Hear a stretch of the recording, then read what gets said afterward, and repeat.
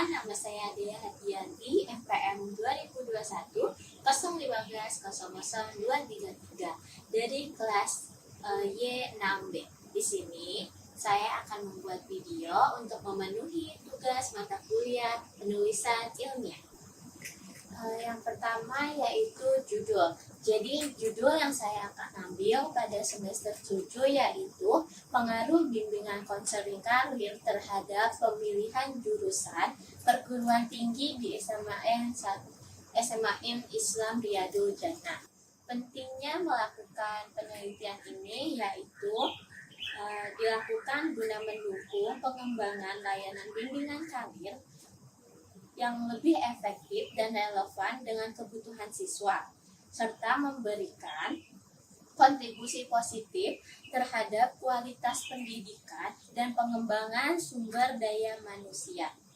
Penelitian ini dilaksanakan karena diharapkan dapat menghasilkan pemahaman yang lebih mendalam mengenai peran layanan bimbingan karir dalam membantu siswa membuat keputusan yang tepat terkait pemilihan jurusan di perguruan tinggi. Penelitian ini juga penting dilakukan guna mendukung perkembangan layanan bimbingan karir yang lebih efektif dan relevan dengan kebutuhan siswa, serta memberikan kontribusi positif terhadap kualitas pendidikan dan pengembangan sumber daya manusia. Manfaat dari penelitian ini yaitu penelitian ini dapat memberikan wawasan yang lebih mendalam mengenai interaksi antara layanan bimbingan karir dengan faktor-faktor lain yang mempengaruhi keputusan pemilihan jurusan seperti minat, bakat, dan pengaruh lingkungan sosial. Manfaat penelitian ini bagi siswa yaitu siswa dapat memperoleh manfaat langsung dari layanan bimbingan karir yang ditingkatkan, yang dapat membantu mereka membuat keputusan yang lebih tepat mengenai pemilihan jurusan di perguruan tinggi. Teori yang saya gunakan pada penelitian ini yaitu menurut Winkel. Jadi, menurut Winkel, bimbingan konseling karir dapat digunakan sebagai pemenuhan kebutuhan perkembangan peserta didik yang harus dilihat sebagai bagian integral dari program pendidikan dan diintegrasikan dalam setiap pengalaman belajar bidang studi. Menurut Sukarti, bimbingan karir yaitu layanan bantuan yang diberikan kepada individu untuk memilih, mempersiapkan, menyesuaikan, dan menetapkan diri mereka dalam bidang pendidikan. Jenis layanan bimbingan konseling karir yaitu yang pertama, layanan orientasi. Menurut Prawito dan Ermin Ahmi, layanan orientasi merupakan layanan memberikan informasi kepada siswa mengenai berbagai hal yang perlu mereka ketahui dalam rangka penyesuaian diri dalam lingkungan belajar atau kerja yang baru. Ini mencakup informasi tentang kurikulum, studi, fasilitas, serta kesempatan dan tantangan yang mungkin mereka hadapi. Yang kedua adalah layanan orientasi.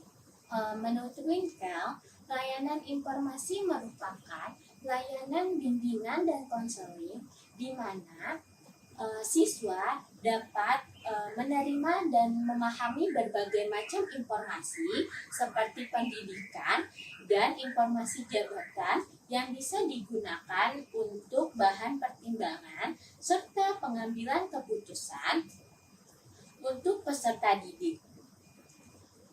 Winkel juga berpendapat bahwa informasi yang diberikan kepada peserta didik dapat kemudian diolah oleh peserta didik, membantu untuk mengetahui alternatif-alternatif yang ada serta beragam kondisi yang berlaku untuk menyelidiki seluruh kemungkinan dalam memilih tindakan dan bentuk penyesuaian diri. Untuk memastikan keputusan yang kurang lebih diambil. Yang ketiga adalah layanan konseling individu, yaitu memberikan konseling satu persatu untuk membantu individu memahami bakat, minat, dan kepribadian mereka. Yang keempat adalah layanan bimbingan kelompok, yaitu mengadakan sesi bimbingan kelompok untuk membantu individu berbagi pengalaman dan belajar dari orang lain dalam suasana kelompok. Yang kelima adalah layanan penempatan. Yang keenam adalah layanan konsultasi. Yang selanjutnya adalah kerangka berpikir. Jadi, penelitian ini berkaitan dengan pengaruh layanan bimbingan konseling karir terhadap pemilihan jurusan di perguruan tinggi, yang bertujuan untuk mengetahui apakah siswa setelah mengikuti layanan bimbingan konseling karir, mereka memiliki pemahaman yang lebih mendalam dalam pemilihan jurusan yang sesuai di perguruan tinggi.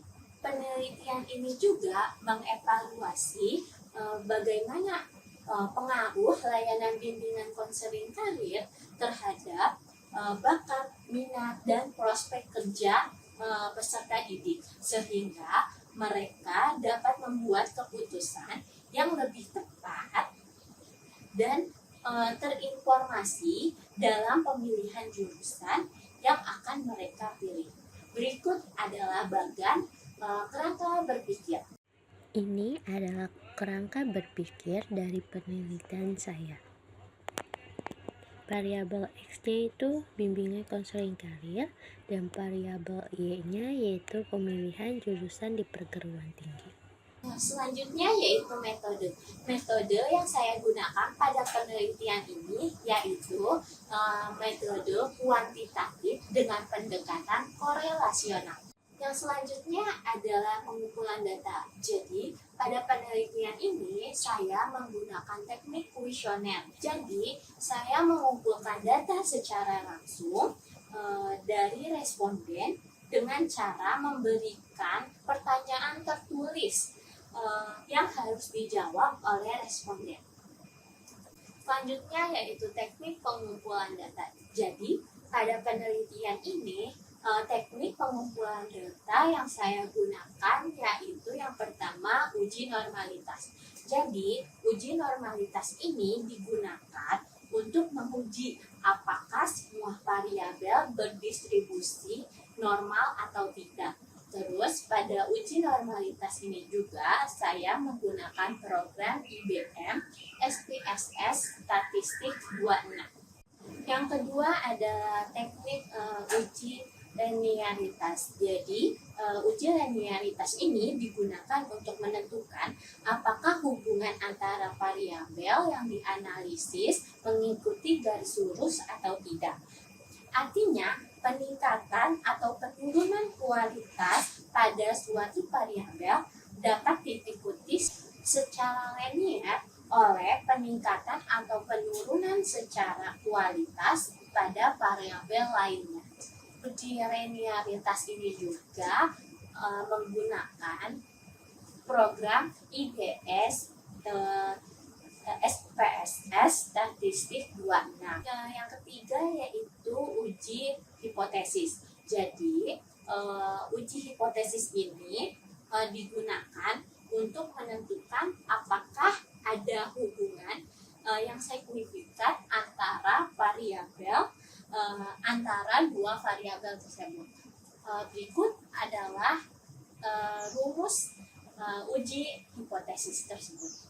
Ini adalah rumus uji hipotesis dan keterangannya.